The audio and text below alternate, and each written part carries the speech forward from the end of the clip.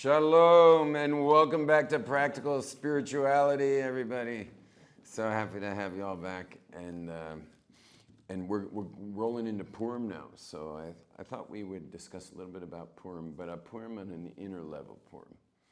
And what I mean by that is that we're all inside a story, and inside our story, it seems like God's missing, which is a really interesting thing, because the Purim story is this crazy story, which seems like God's missing, because God's name doesn't appear inside the Megillah. There's absolutely no mention of God the entire time, and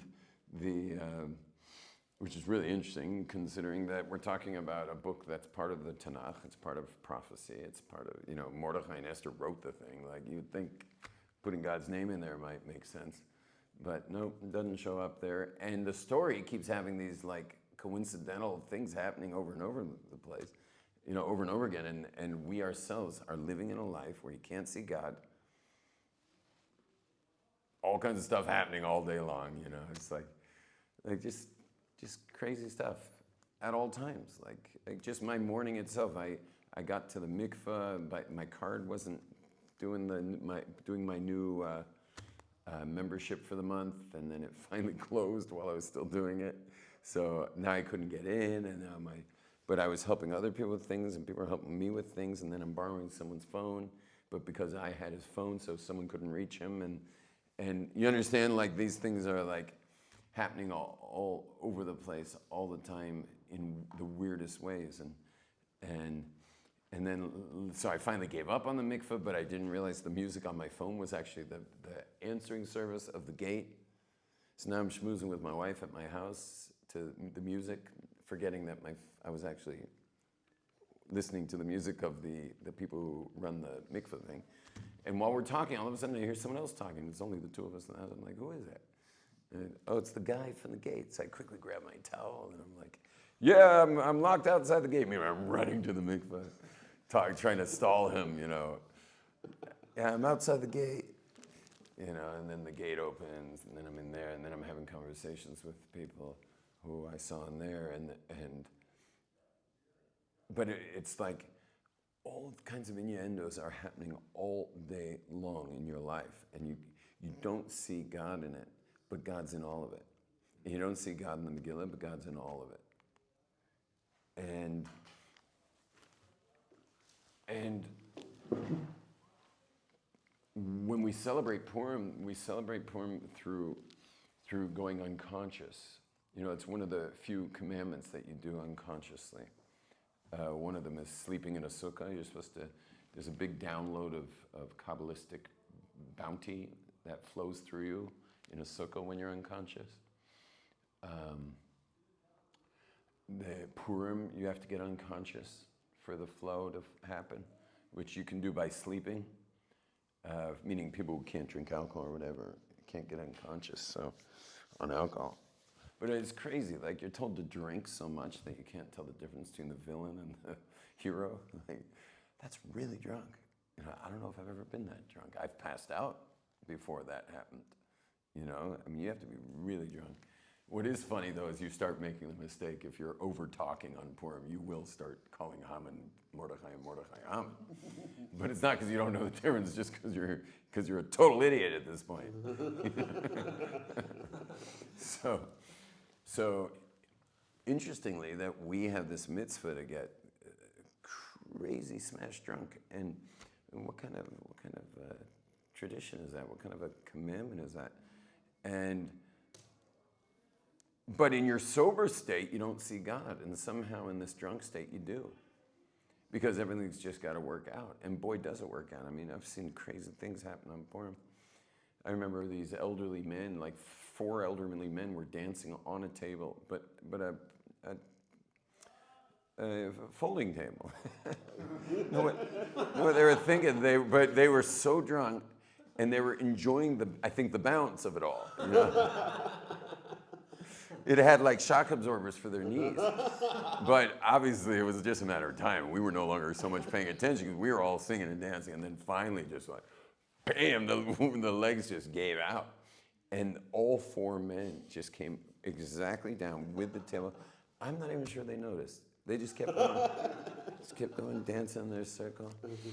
The Kabbalist, the old city of Mordechai Scheinberger, elderly man. I remember him 30 years ago when he looked like he was 90. Now he must be 190, but he was. I have a picture somewhere. I have this picture of him. There are only a few of us at his house. Shabbos is coming in. He's so smashed drunk because obviously a Kabbalist is going to get more drunk.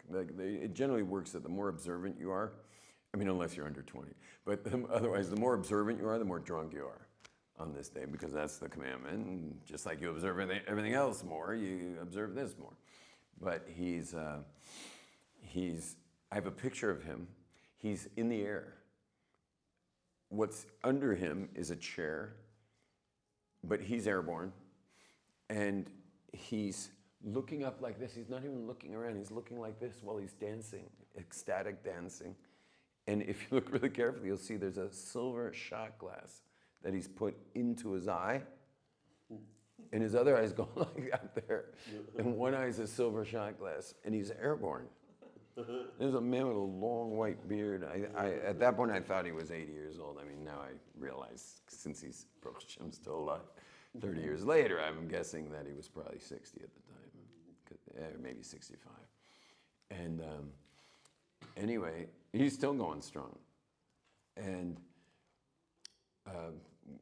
one time we came out of a party, and my couple of students had bottles of wine that they were drinking straight out of the bottles of wine. And they had cups of wine. And when we get out of this building, some crazy fool is driving full speed down this alley. There's no room in the alley besides his car. I mean, it's a thin alley. We, as many of us could jump out of the way, jumped out of the way. The driver, with his pedal to the metal, is not looking at the road. He has a wine bottle upside down, and he's like this, driving down an alley, like this, just a wine bottle upside down.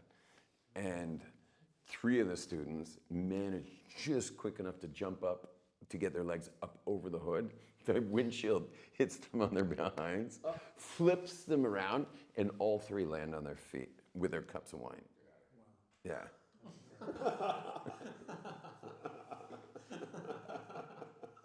Now, again, I was smashed. So that was what it appeared to be to them, to me, to everyone. No, I mean, that's what happened, but I myself don't even believe it when I'm saying it. It doesn't make any sense that they survived. That they survived getting hit by a car going full speed. With the guy, this part I remember vividly, was the guy driving. Anyway, but there's something going on, and it's so beyond atheism. There's a lot of people out there. We live in a very atheistic tradition.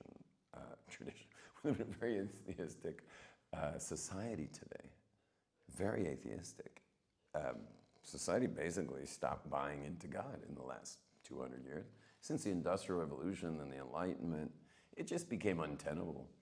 And we're not discussing Judaism, obviously.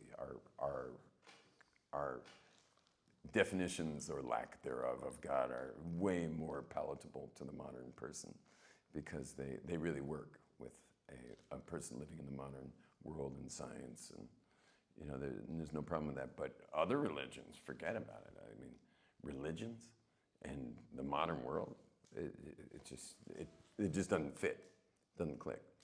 And so, well, once in a while you meet a Jew who's having a hard time with their belief in God.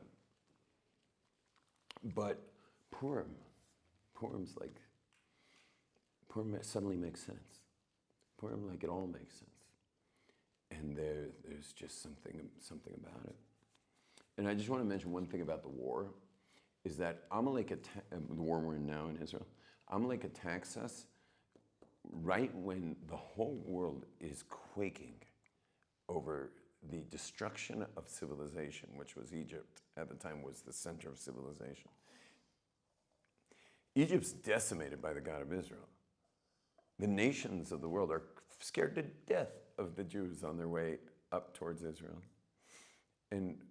But Amalek, who's sworn to prevent Israel from achieving its interdependence with the land of Israel, comes after us on a suicide mission, full suicide mission. We also know that Amalek can get at us when we are in a lack of unity.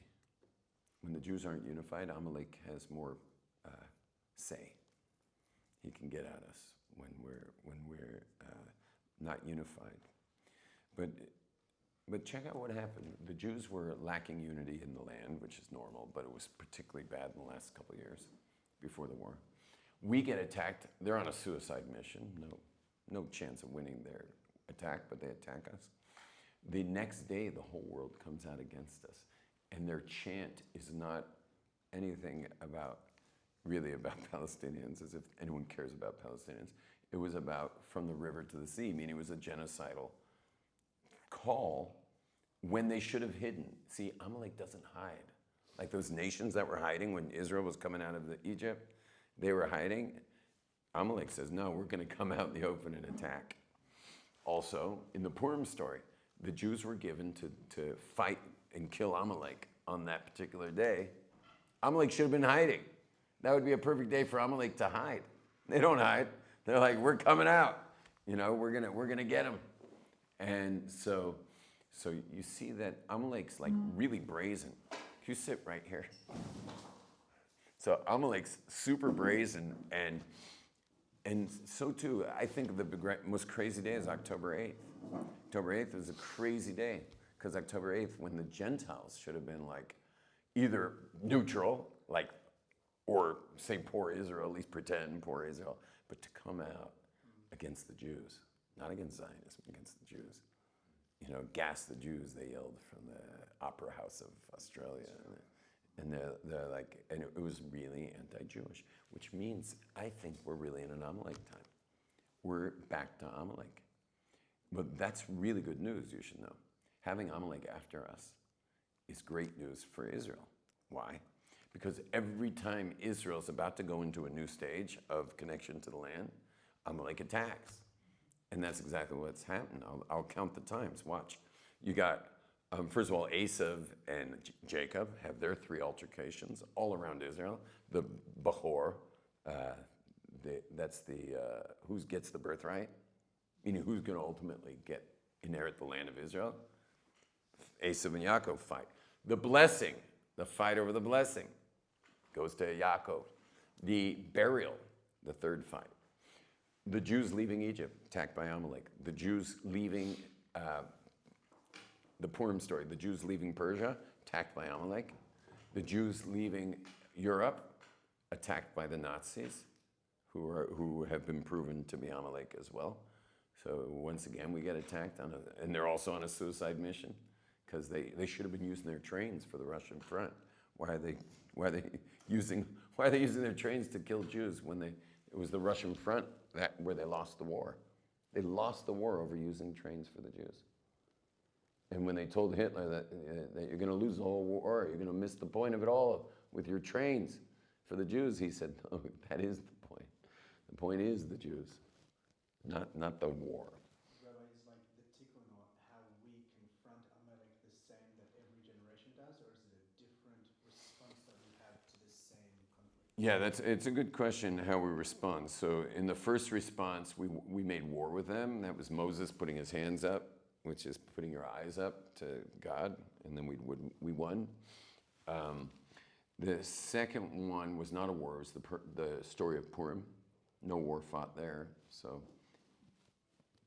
Shushan, yeah, Shushan. Yeah, we didn't fight there during the Haman times. We prayed. There we prayed.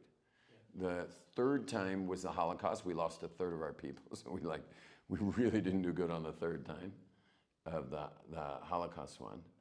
And now we're in this one, and I don't know what's going to happen now. But according to the Zohar, most likely is Trump's going to try to defend us and get just destroyed by I don't know who. It's said in the Zohar, a far-off land, so I can't think of anything further off than China or North Korea or something. But apparently it's not going to be so good for them. Is the mitzvah of destroying Amalek What? mitzvah that we have to do as a nation, or What's that? is the mitzvah of destroying Amalek a mitzvah that we have to do as a nation, or is it something that's like singular? That's something that is like Yeah, it's a good question. Like, what would you do if you found a guy who you could be for sure he's Amalek? Yeah. And Do you have to kill him? No, but like, what happens if he found a guy that was Amalek and he killed him? Did he fulfill his obligation of killing Amalek? Does he still have to listen to like Parsha Zachar and stuff like that? No, but it's a good question. Like, like soldiers that like went to Gaza, like, did they kind of fulfill their mitzvah? Right. Like, isn't that like a And mitzvah well, is it then the other question is, are you ever done with the mitzvah? It's not like you put on tefillin once. Right. Yeah. You know, do you have to go? Is Amalek really destroyed? I mean, Yeah. yeah. It's interesting, this Amalek business. Not to mention you have a mitzvah to wipe him out, and then you have the mitzvah not to forget. Yeah. Well, if I wiped him out, what's the difference if I forget?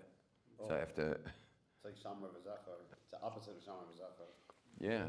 But seriously, if you wipe him out and you succeeded at doing that mitzvah of wiping out Amalek, But also the paradox of blotting him out of your memory. yeah. It's him ched zecher Amalek. Wipe out the memory of Amalek. Don't forget. It's like, make up your mind.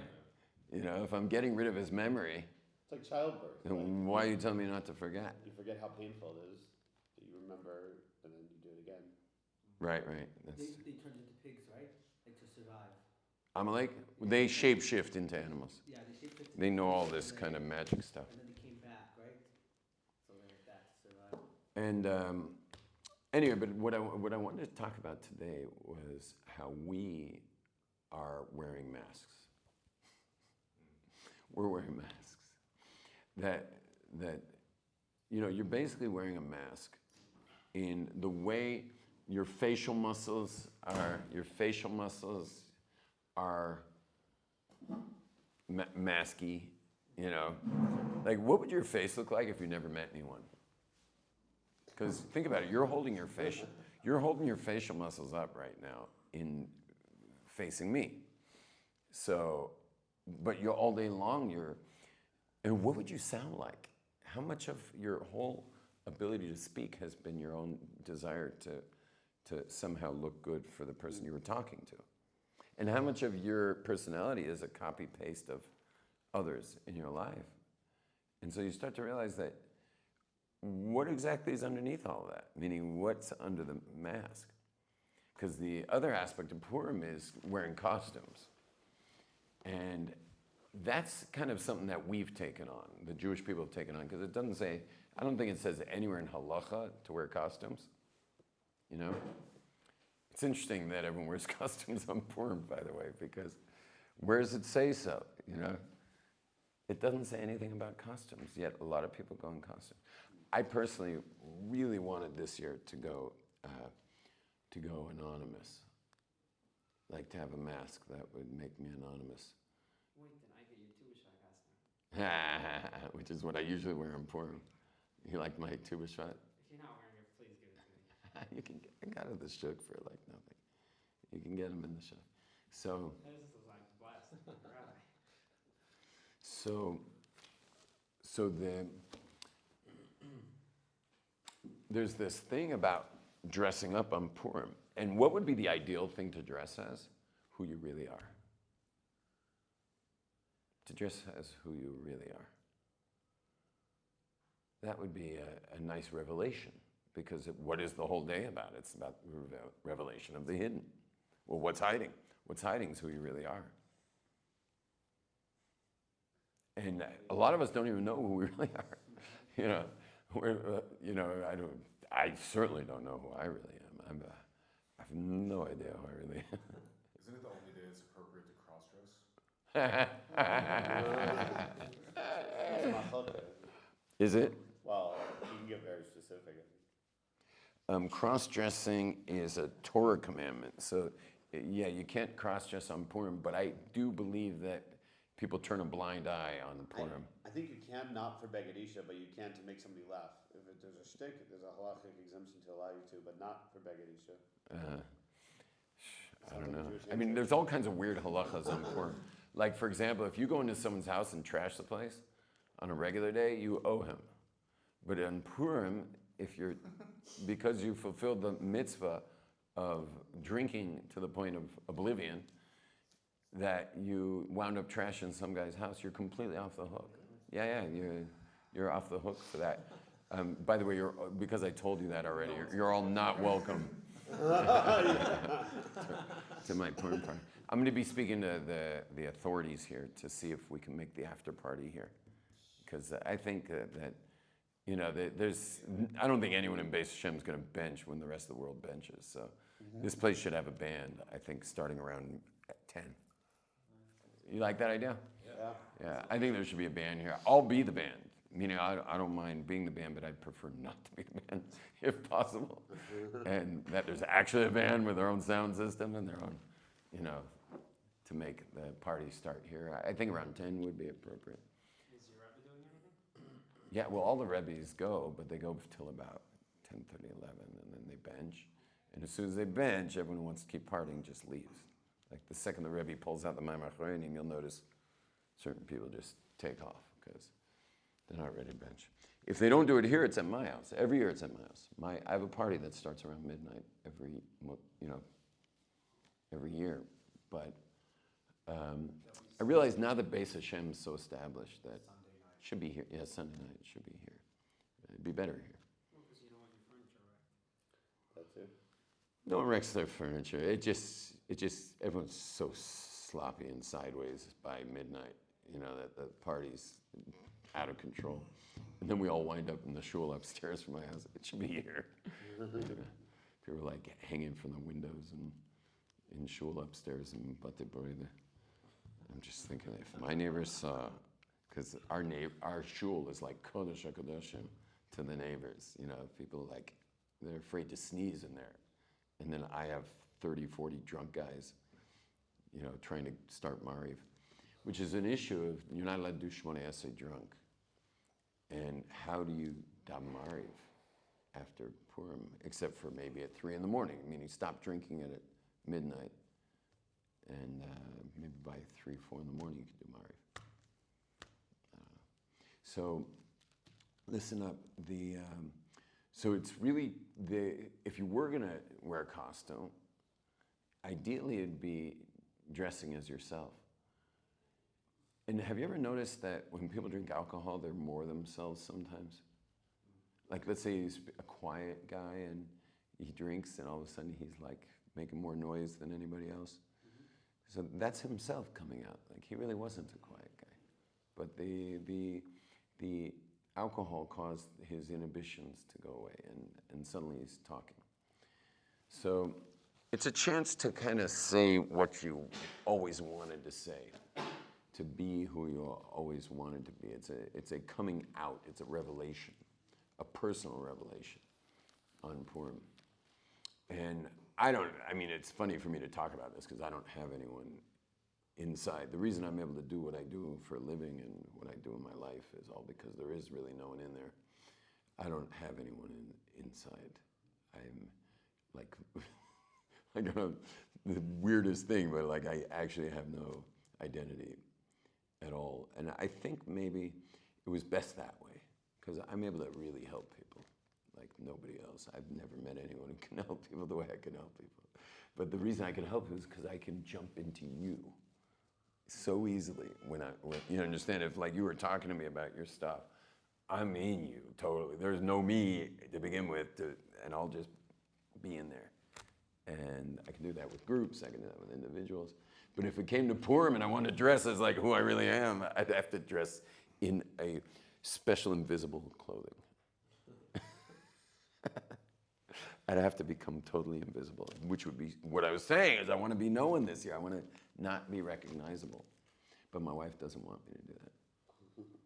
You know, she wants a presents at our party, and she doesn't want the grandkids freaking out because I'm in some weird mask or something. My daughter has an anonymous mask, you know, the hacker anonymous mask. It looked so good with my shtreimel. But I put it on at Shabbos lunch this week, and if you saw my grandkids, they were like damaged by the experience. So she was like, no, and she wouldn't look at me. My wife wouldn't look at me. So she's not excited about me going incognito. But I so want to have Purim be me unrecognizable. What do? I don't know what to do. So the Like face paint. yeah. With the masks and Oh, maybe I like really get made up, like get my beard extended or something. Anyway, guys, something to have in mind is who you really are. Who you really are. To have a real personal Purim experience is to contemplate the part of you you've been hiding, and make sure it's coming out this Purim. Like, what have you been hiding from the world? And what I generally find that people are hiding is their greatness. You know, people are so amazing, and you're so amazing, and each one of you. But the thing is how specifically would you want to express how amazing you are? But I would expect that every one of you this Purim shows up at your absolute best, because you are that great. And that gets covered up, just like the story of Purim is all covered up. And the whole idea of this holiday is how this whole world's covered up. So we got a story covered up, we got a world covered up that we live in, we've got a personality covered up by the copy pasting from others, and we've got this opportunity to really to let it all hang out on Purim, and our rabbis say, you know, if alcohol is what it takes, that's really, they're telling us that's what it takes, you know, that you have to drink, and that's the secret, you know. When the wine goes in, the secret comes out. And what's the secret? The secret is that everything's made of God. Everything's made of God. The whole world's made of Elokus. And something about that wine going in, the Elokus comes out. Anyway, so today we were just going to do this short class, so I bless everyone to have a Purim that's life-changing. The truth of God in this hidden world, in this atheist world, the truth of God should be so clear, but in a noetic way. You guys know the word noetic? Noetic. It was actually a word coined, I think, in the 1950s, but now it's already in the dictionary. It was coined from the original psychedelic research that was happening in the U.S., you know, in the universities, Harvard. I think it came out of Harvard's psychedelic research. And the noetic means it's when you know something. It's like knowing you have 5 fingers, like you know it totally, but with a trillion words you couldn't explain it. You get it? It's when you know something so deeply yet you could never explain it. And Purim is really built for us to have a noetic God experience. A noetic God experience. That's really what the whole day is designed for, is to get to that noetic knowledge of God, but a kind of noetic that you couldn't explain it. Meaning, if you had an atheist the day after Purim say, "Prove to me there's a God," you'd be like, "Oh, no problem," and then you'd be like, I mean, I know it totally, but like, and Rambam says you have to know there's God. Well, having a noetic experience of God is probably one of the best paths to that, because the other path would be gathering evidence there's God. And I personally am happy with gathering evidence there's God. I think that's what he meant. I don't think he meant Purim. But Purim is our chance to have a noetic God experience. So some of you guys probably have to really let it rip. You know, you gotta cut loose this Purim. Like, I don't know if you guys let yourselves cut loose like that. But noetic experiences are where it's at. Like, what gives me the holy chutzpah to teach my Kabbalah classes, as if I've been learning so much Kabbalah my whole life? Who am I to be teaching Kabbalah class all these years? And the answer is my noetic experiences. Because you don't teach something you don't know. You know what I'm saying? Like, or you could teach something you don't really know, but no one's going to want to come back. You'll teach one class and no one will ever listen to you again. It's those noetic experiences that suddenly like you get a white beard overnight. Like you know stuff. And you don't know why you know it, but you know it now. And now when you share words of Torah or you share any words of wisdom or advice, it becomes sagely in the eyes of people because you've had your noetic experience. You've been touched by God in a way you could never explain it. Good Purim, good Purim. Purim Sameach.